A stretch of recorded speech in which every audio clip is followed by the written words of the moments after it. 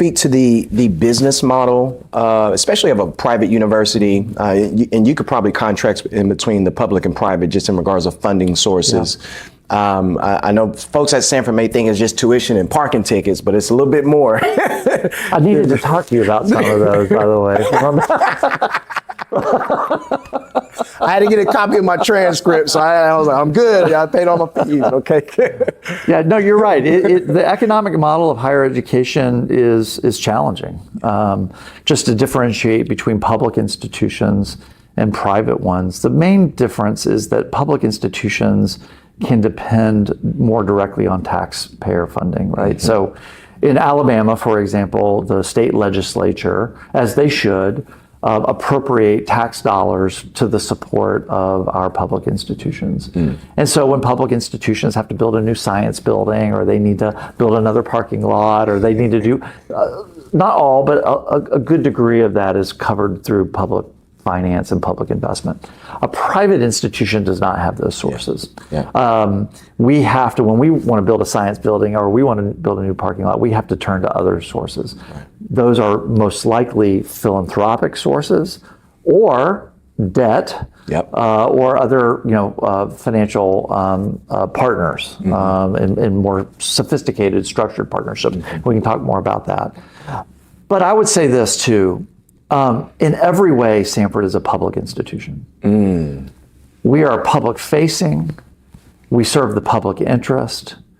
We do take enormous amounts of public subsidy through either federal student support, through Pell Grants, mm-hmm. Subsidized student loans, other things, state appropriated funds to some of our needier students. Mm-hmm. And we have a public charge, right? We live in a community. We are a public institution in every way. Yeah. And I emphasize that point because that's important to state, that we are not an institution that exists solely behind the gates on Lakeshore Drive to accrue and to attend to the private good that higher education can be for our students. Right. We have a much more expansive mission than that, right. that bleeds into our communities, that bleeds into the public at large, and that contributes to the common good. That's important to say. That's important to say. But we talked about this earlier. If revenues don't exceed expenses, places like Samford aren't going to be around. Right. And we've witnessed this, sadly. Yep. In Birmingham with the closure of Birmingham Southern College. That's right. And we have seen closures of other well-regarded colleges and universities across the country. Mm-hmm. And it's because the economics caught up with them. Right. Institutions of higher learning are either growing and thriving or they're shrinking and dying. Mm. And there's no in between, Isaac. I wish there was. Right.